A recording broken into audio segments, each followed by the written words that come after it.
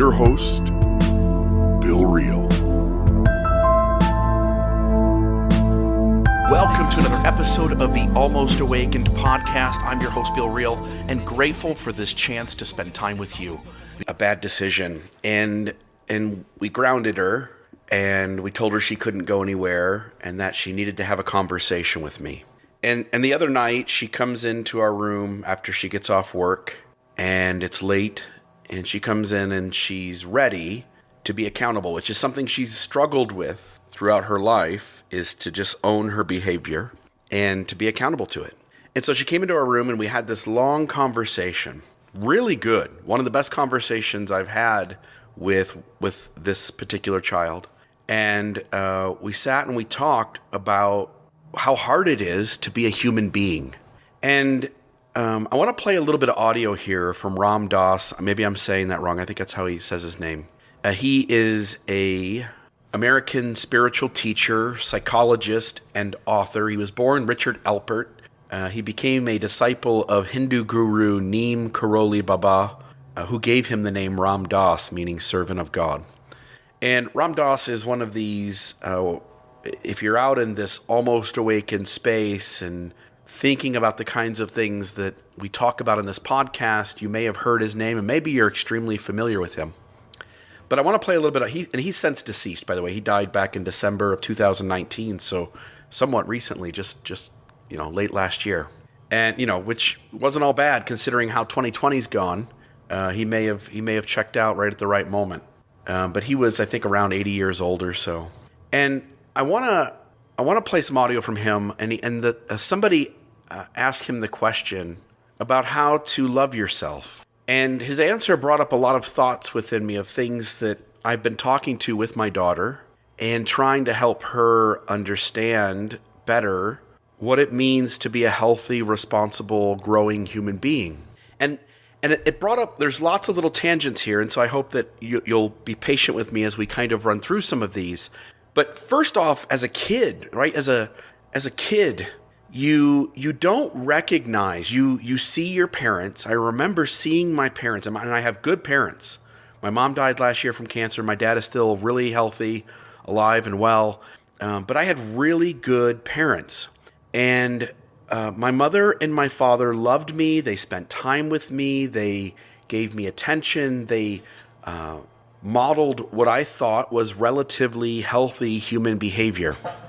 And as a kid, you watch your parents and you see them as different than you. You see like, oh, I'm a kid. I just sit here and do stuff all day. And I play with my toys and I go outside. And you look at your parents and they're these grown, wise, mature adults, and you trust them to have it figured out. You really do. Like you somehow, nobody taps you on the shoulder and says, hey, little kid, just so you know, your parents really aren't that much further ahead than you are. They know some more things. They have more information in their brain. They've had more experiences. They appear, because they've grown. They're taller, and they've got facial hair, and they've got full-grown breasts, and so you look at your parents and you're like, oh, they're adults, and I'm just a kid, and this thing is so different. And the reality is that your parents, especially if they had you when they were somewhat young, 18, 19, 20, 21, 22, 23, 24, 25, it's one thing if they had you when they were 40. But if they had you when they were young, it's almost like you wake up one day and you go like, oh, like I'm an adult now and I barely have this shit figured out, and I'm kind of just luckily moving along without killing my kids and losing them and having them, get hurt in tragic accidents, falling out of trees, and then I impose my trauma on them because my parents traumatized me, and I'm screwing my kids up. And I've got 4 kids, and they have all their own shadows and mechanisms. And so you wake up one day as an adult and you go like, oh, I'm kind of a piece of shit. And I'm not really doing that great at this human thing. Like, I'm doing good enough to look the part, but I'm saying unhealthy shit to my kids. I'm saying unhealthy shit to my wife. I'm an unhealthy human being and I'm full of mechanisms. And as I watched my parents get older, as I also became more observant and aware, I began to see that they had mechanisms and shadows that I never picked up on when I was a kid, that I just thought they were doing a hell of a good job. And they had moments where the two of them didn't get along. My dad would sometimes drink, and he would go to the bar after work, and he'd stay too late. And by the time he got home, my mom would lock the door and not let him in because she's asked him to be more committed to our home. And so she would call the police, and the police would come and make him go somewhere else for the night. And there was drama, but it was rare, and it didn't happen regularly. My dad was present in our family. My mom and dad were both actively involved with their children. They were both held stable jobs and provided a good living for their kids. And they took their kids places and did things with me and my brother that in no way, shape, or form would I classify my home as an unhealthy space to grow up in. To the contrary, I think I was one of the luckiest people to live, to have the parents I did, and to live the childhood that I did, and to have the experiences I was given.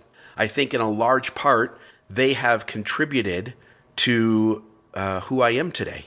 And but I realized as they were getting older, and as I would go as an adult with my children, their grandchildren, to their home, and we'd spend the day with my mom and dad, that I realized they have all this shit between them, and they use their unhealthy mechanisms against each other, and they are defensive, and they are attacking, they're deflecting, they're not being accountable here. I see all this unhealthy human behavior. And I think to myself, damn, glad I don't have that shit. And then one day you wake up and you're like, oh, I've got a lot of shit too.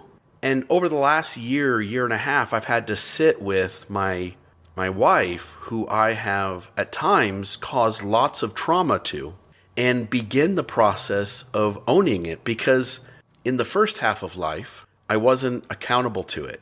I was experiencing at times turmoil inside of me, a sensation of discomfort inside of me, and I needed to reach out to the world and put the world back into whatever order I needed it to be in so that I could once again regain my comfort. And so I needed my wife to fit in, and I needed my children to fit in. And that was so that I could be okay.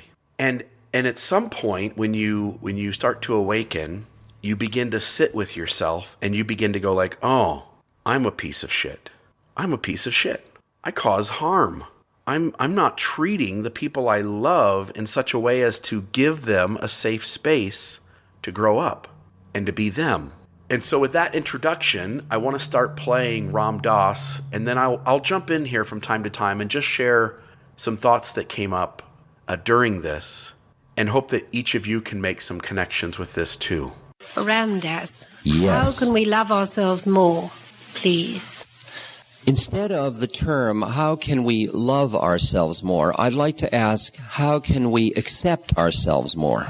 That in the way most of us have been socialized, the way in which a child learns, the initial learning, is that the parent is under pressure to socialize the child, to make the child socially functional. And in doing that, they emotionally, whether they intend to or not, reward and punish the child for behaviors. And the result is that when that starts very early, before there is a lot of reasoning process between the parent and the child develops certain emotional feelings that certain ways it is in its natural state are not acceptable. Think about that. Think about who you are. Think about the shit you do wrong. Think about your unhealthy behaviors and the mechanisms you have, the shadows that you have that deflect and obfuscate, that get defensive, that attack the other person, that place blame outside yourself. Think about all of the dark places you are, and then sit for a moment with the idea that what else could we have been? What else could we have been? Because we human beings have been around, I think, for 200,000 years, and our common ancestor with the other primates goes back 2 million years. And so 2 million years ago, whatever we were, we sat around and we groomed each other, but we also attacked each other. And at some point, we invented language, and we invented gossip, and we invented shitty behaviors that involved our language and our violent acts.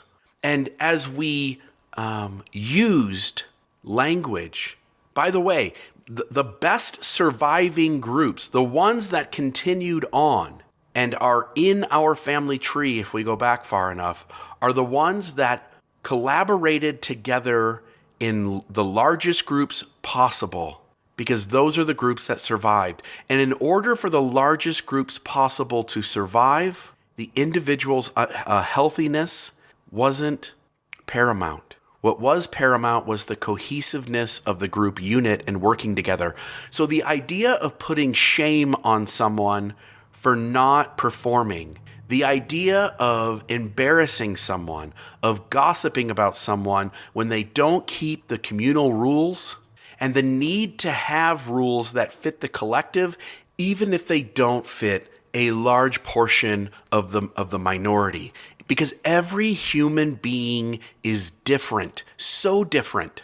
Every human being is so different, and yet we create, going back again, 200,000 years ago, we create rules and boundaries that fit the collective and keep us all working together in spite of those rules and boundaries not fitting well with each individual person.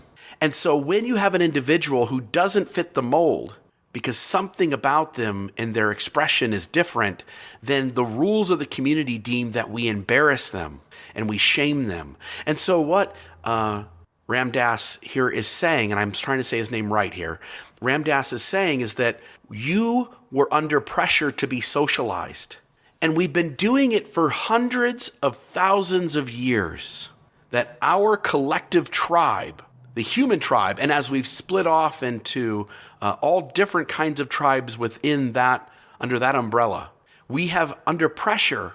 As parents, it is our job to teach our children the social cues and the appropriate behaviors and right and wrong. And in the reality is none of us do that really well because we're under so much peer pressure to implement the collective rules and the collective boundaries and the collective etiquette at the expense of hurting and traumatizing and shaming the individual who doesn't fit that mold. But what other choice did we have? To do that is to be human. And so my parents traumatized me, intentionally and unintentionally. And they were healthy, good parents because they were pieces of shit. And their parents and their community traumatized them. And their grandparents traumatized their parents. And it goes back all the way until the creature is hunched over, walking on its feet and knuckles. And so we don't have any choice. And I want to play a little bit here. This is a Netflix stand-up special by Sam J. And she speaks right to the heart of this. And I should set it up. She's an incredible stand-up comedian. I would recommend anybody who likes stand-up comedy, if you don't mind some crudeness. Stand-up comedy for me is a beautiful way to dive into human behavior and human mechanisms and to see inside myself as a good stand-up comic points us to ourselves. And throughout this stand-up special, Sam J., who is a African-American lesbian woman, she just points at all of these things that go on within us and in our society, within our culture, and how we react to each other and how we respond to each other and how we behave to each other. And then she starts talking about, wanting children and whether she really does or doesn't. And then she goes off into this little segment. Fine, have one, whatever. Plus, I don't know, you need them. They represent you when you, you make them so they could be like, that nigga was here, Eventually you die, you hope your kids still alive to be like, they were a person, just represent you. I don't know. I just think I'm gonna be bad at the shit. Nobody's good. Every parent sucks. If you're out here and you're parenting, you're trash. No one does it right. Everyone fucks their kids up. Everyone makes a fucked up kid. Everyone's doing a little bit to fucking damage the child.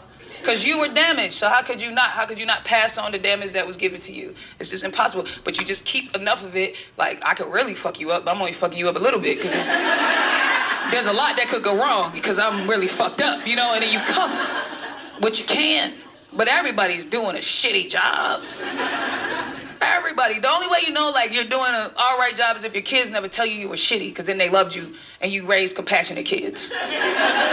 Right? If your kids never like, hey, you fucked me up. But they're just like, Mom, you did a great job. Then you just raised good kids because they don't want to tell you the truth and hurt your feelings. If you got a kid who's 40 still like, I fucking hate you, you did a terrible job. That, and if you lose one of them niggas, then you really failed. I think about that all the time. I don't want to be one of the ones that lose one of them niggas, because people be losing their kids.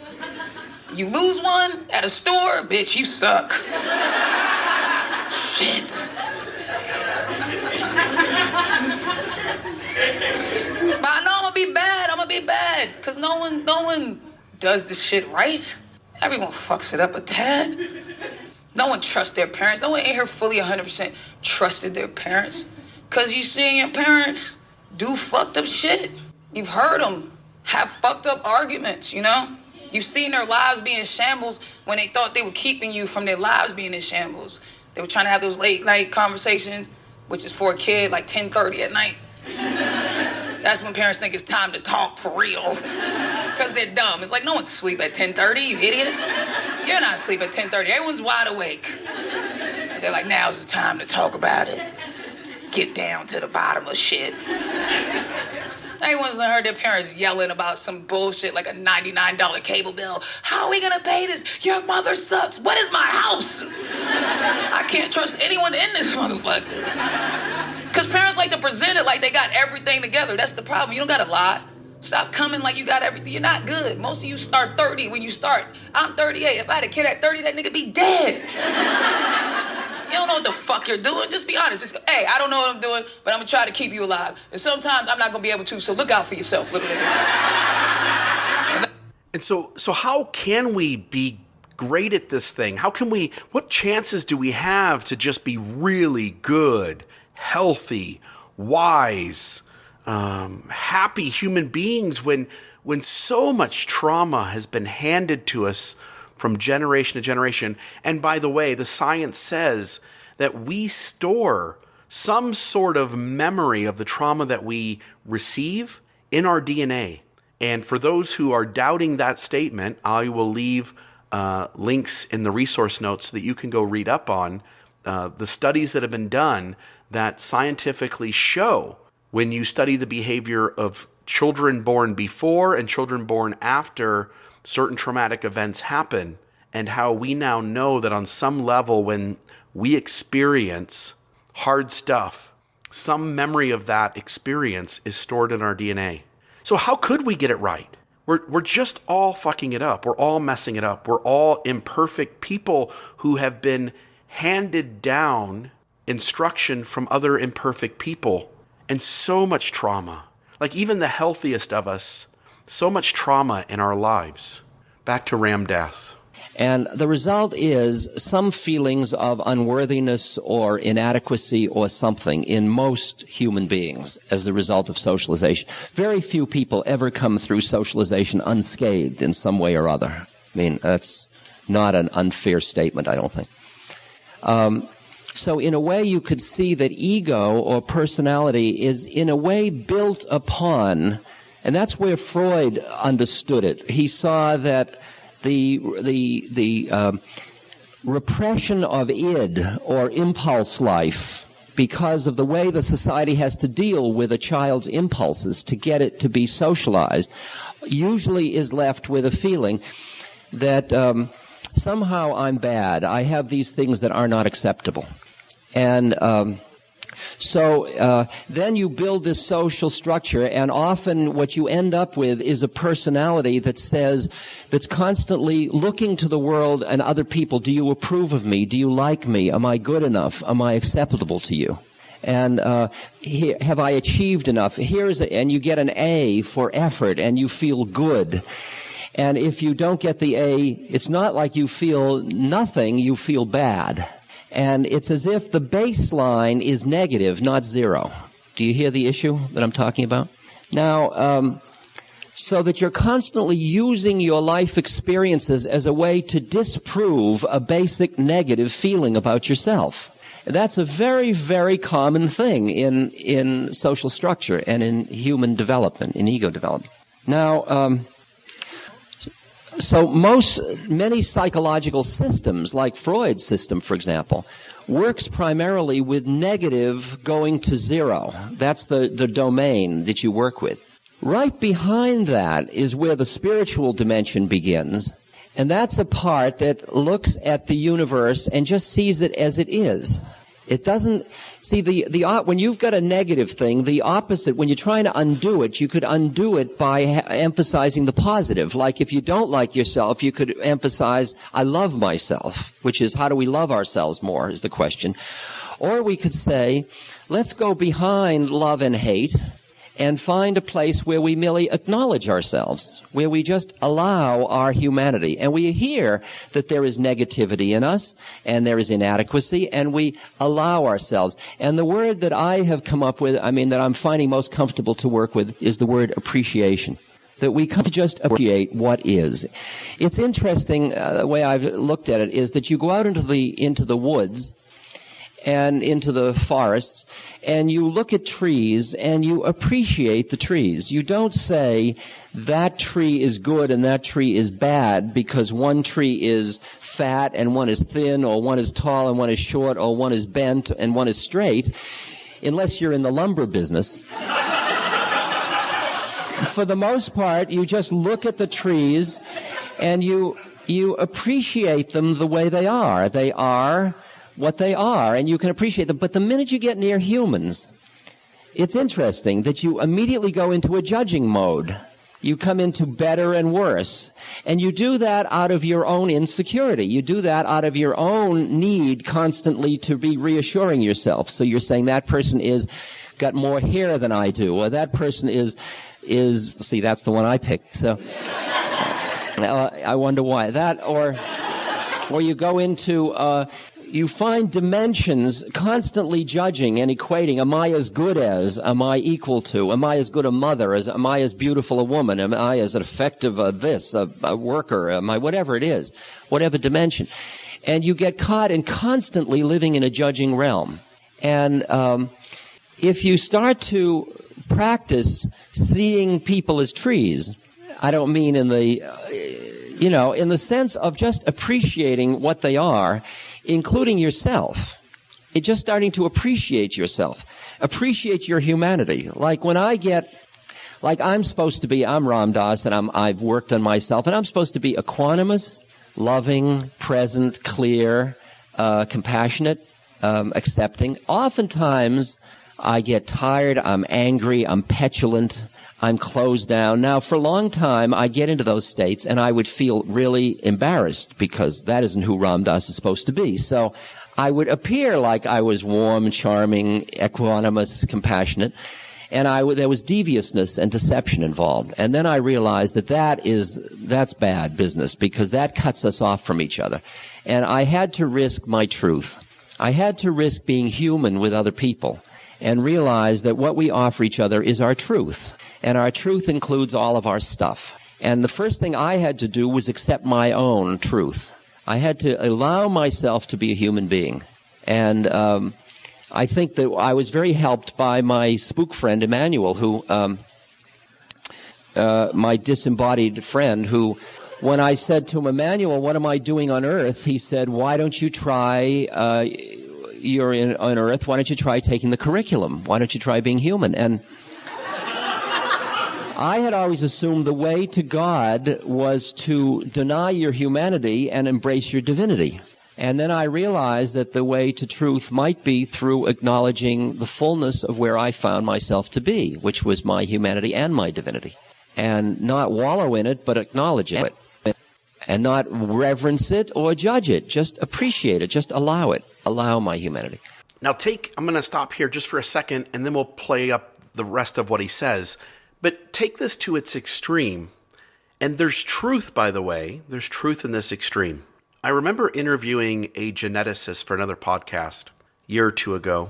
We had a conversation about the different types of sexual orientation as well as gender expression that human beings have, and the current modern research that is being done that demonstrates that these things are not a choice, but are based in genetics or epigenetics.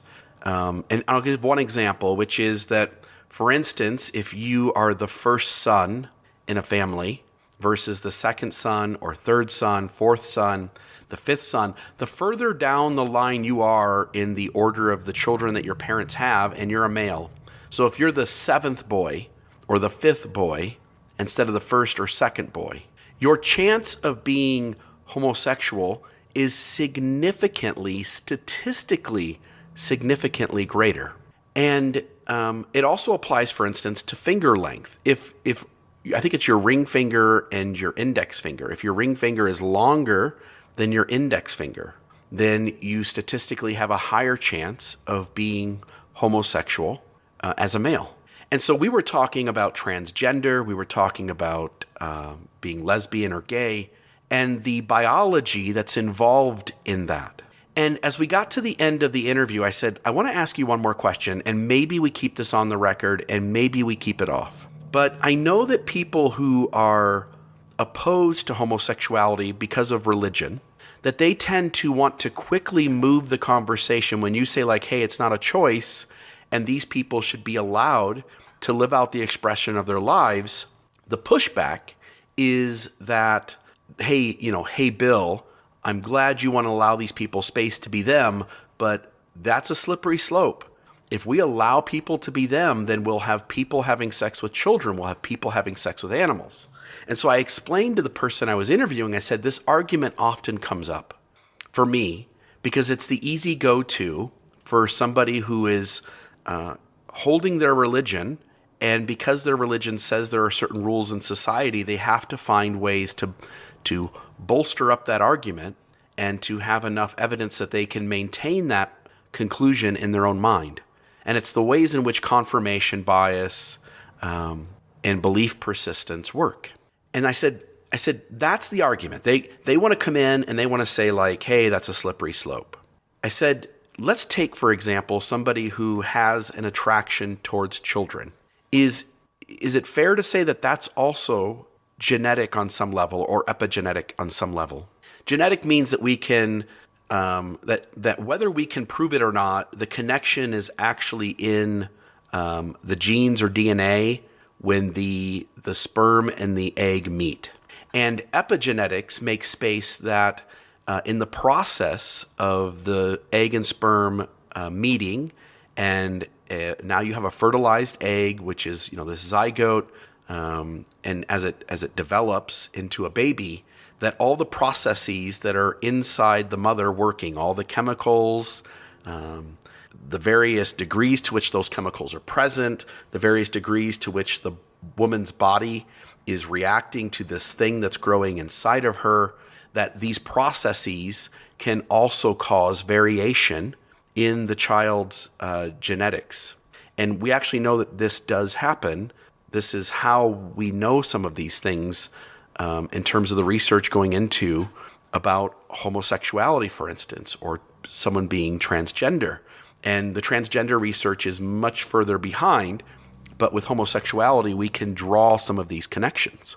And I said, is it fair to say that someone who has an attraction to children has that same kind of thing going on? And she says, to be honest, it absolutely is. That a human being who has this predisposition to have a sexual attraction towards underage children, right? Not adults, young children. And there are differences between the kinds of people who have an attraction to really young children versus like prepubescent and postpubescent children.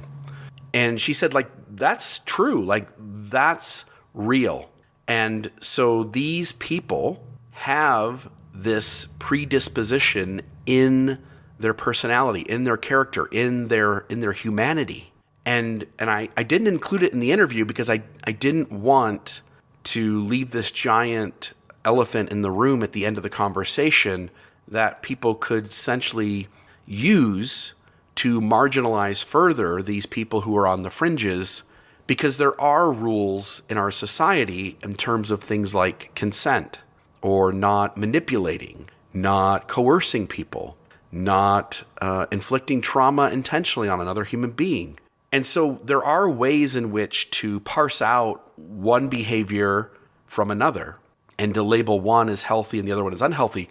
But for this conversation, what it does is it forces all of us to stop and to think about a human being and their humanity and the normalcy of which this disposition shows up. And by normal, I mean, if it shows up and it's not something this person's just choosing to act out on as an anomaly in our society, but instead that this person is born with this predisposition, it forces us to at least sit with that person. And again, this is going to get messy because I'm all for these behaviors being wrong and bad and illegal, and I'm all for prosecuting these folks to the fullest extent of the law and putting these folks away, because they are a danger to the weakest among us in our society. So I'm perfectly okay with how we penalize these folks. But rather than going like, man, that guy's a piece of shit, the reality is that person is only acting out their humanity to the degree of which their humanity is. They are only being human in the way that they can be human.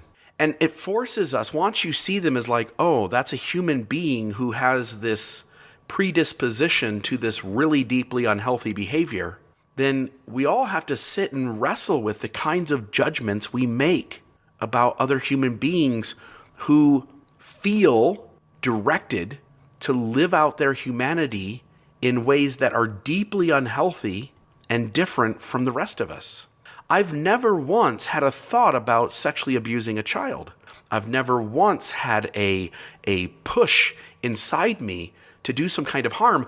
And this applies to serial killers as well. So a serial killer, when someone becomes a serial killer, there are certain traits that people look for, those who study them. So if you watch Criminal Minds, for instance, it's a true organization called the Behavioral Analysis Unit, part of the FBI.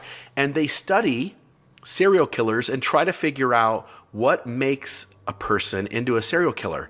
And what they found is, to some degree, it is the harm and trauma that their parents imposed on them. The mother is abusive, the father is absent, and it leads to these behaviors early on in their life where they are hurting and killing animals. Generally, they have issues with wetting the bed longer than the rest of us did when we were learning how to use the restroom and to control our bodily functions. And so here's this person who, on the adult side, is going out and killing multiple people, and they have this hunger for it. They need to do this thing. And you and I go like, other than being pissed at that one guy that one time where I could have just beat the living shit out of him, the reality is I've never had any predisposition to hurt someone and to kill someone.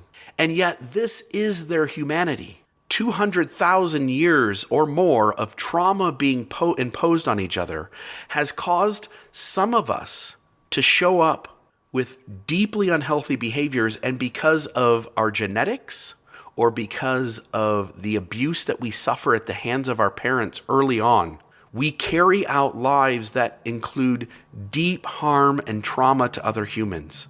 So whether it's the pedophile, whether it is the serial killer, whether it is the drug addict, whether it is the compulsive shoplifter, people struggle when their humanity includes these deeply unhealthy predispositions.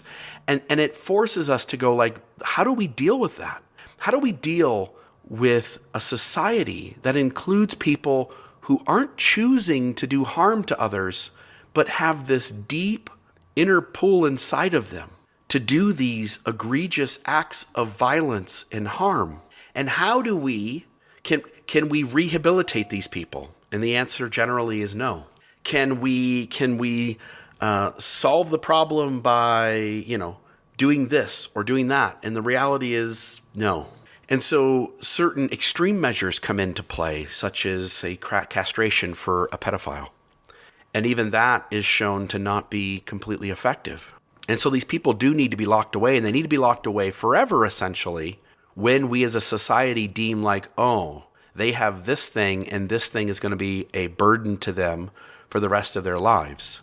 But it also forces us to, while in the mode of punishing them, or having, and I don't even like that word, having consequences for their choices, right? And not even their choices, but these uncontrollable behaviors and urges that they have, that it is our responsibility as a society to lock them up and to throw away the key, but also to recognize that they are just living out their humanity the way they know how. And so when Ram Dass talks about being in the forest and looking at trees and judging trees as acceptable, they're just, here are these beautiful things in our world, and yet some trees grow crooked, and we still appreciate the tree. And yet, if we take out our emotion, take out our ego, take out our judgment, and look at these situations simply from a data standpoint, these humans are living out their existence in some ways the best they know how. And it makes me grateful that that didn't show up in my humanity. But it also causes me to stop and pause and begin to have a different kind of conversation around how can we ensure that these people don't do harm to society, but also understand that they are only doing human the best they know how. And I think the conversation gets really tricky and messy when you understand that human beings are only showing up in the way that they know how to show up. And that's true for you and me. It's true for Charles Manson. It's true for the BTK killer. It's true for Jeffrey Dahmer. It's true for the people who abuse children. I often wonder, like, there are human beings out there who sexually abuse their own children. And like, sexual abuse is this egregious, atrocious thing. And I place it above murder because the kind of trauma you cause another human being with, they have to live with the rest of their life. Whereas at least with murder, the person is at peace after the act is done. And yet there are some humans out there who not only do this, the most egregious thing I can think of, sexually abusing children, but they have an inclination to do it to their own children. And I'm like, man, what a piece of shit. And the reality is, like, we're all pieces of shit, and we're all showing up, and each of us feels pulled and pushed to behave in certain ways. And we can get healthier at it. We can get better at it. And to some degree, I can choose, even though I have a compulsion, not to carry it out. And yet that battle isn't my battle. And I can't even begin to fathom the battle inside their head. It's easy when I'm naive. It's easy when I'm asleep, when I'm not almost awakened, to judge another human being and go like, I don't know why the hell they just don't do things like I do things. And the reality is nobody on this planet does things the way you do things. And so some level of not permission and not learning to live with it or making it okay, it needs to stay just as wrong and illegal. But what Ram Dass is saying to the extreme is to recognize the complexity and messiness and the things we wish were not so, but which are still part of being human and ingrained in our humanity, and learning some level of acceptance in the midst of that. Back to Ram Dass. So I have gotten to the point now where I am what I am much more, and some people like it and some people don't like it. And if they like it, that's their problem. And if they don't like it, that's their problem. I don't take it all on myself and as much. And well, it's a slow process. It's a slow process. Now, what I found was that as I started to allow myself to be human more, just allowed what I am, things changed much faster in me. I mean, things fell away more quickly. It was as if I was locked into a model which was based on that negativity, that dislike of myself. And once I just allowed that I am human with all the foibles, things started to flow, and I could feel change occurring in myself. And then I would start to experience my own beauty. And it frightened me, because it was so dissonant and discrepant from the model that I had cultivated of myself over the years, that I had to do good in order to be beautiful. And the idea that I just am, that what is, when you look at a tree or a rock or a river, it is in its own way beautiful. You look at decay, it is beautiful. I know Laura Huxley, who's a very dear friend, in her kitchen, she has these jars over the sink, and she takes old beet greens and orange peels and things and sticks them in water in these long, beautiful pharmaceutical jars. And then they slowly mold and decay, and there are these beautiful decay formations and mold. And it's really garbage. It's garbage as art. And we look at it, and it's absolutely beautiful. There's absolute beauty in that. And I've begun to expand my awareness to be able to look at the universe as it is and see what is called the horrible beauty of it. The horrible beauty of it. There's horror and beauty in all of it, because there's decay in all of it. We're all decaying. I look at my hand, and it's decaying. And it's beautiful and horrible at the same moment. And I just live with that. And with that, I start to see the beauty in it. So we're talking about appreciating what is. Not loving yourself as opposed to not liking yourself, but allowing yourself. And as you allow, it changes. And so I explained to my daughter, going back to the conversation here at the beginning, I explained to my daughter, hey daughter, we're all pieces of shit. And every day we have choices in front of us. We can fall to the peer pressure around us, and we can cave into the things that people are asking us to do. And some of that won't affect us too bad. We'll be okay. We'll make it through as adults, and we'll be productive adults. But also, for every 100 of us that do normal teenage things, for every 100 of us that do, some of us get lost.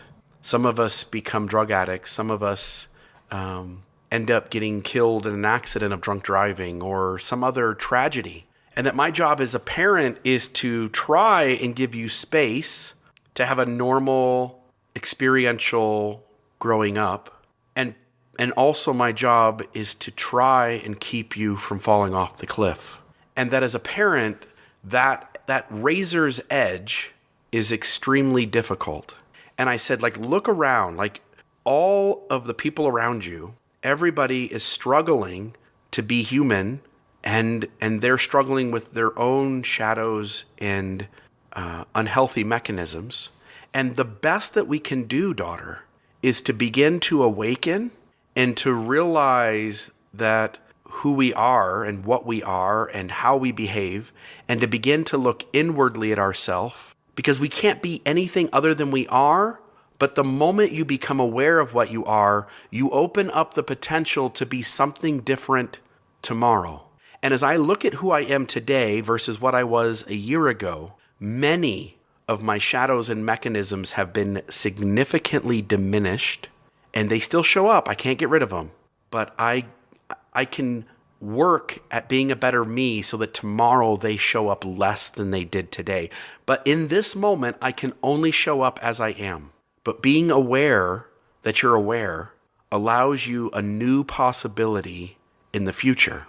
And I challenged my daughter. I said, you've got to think.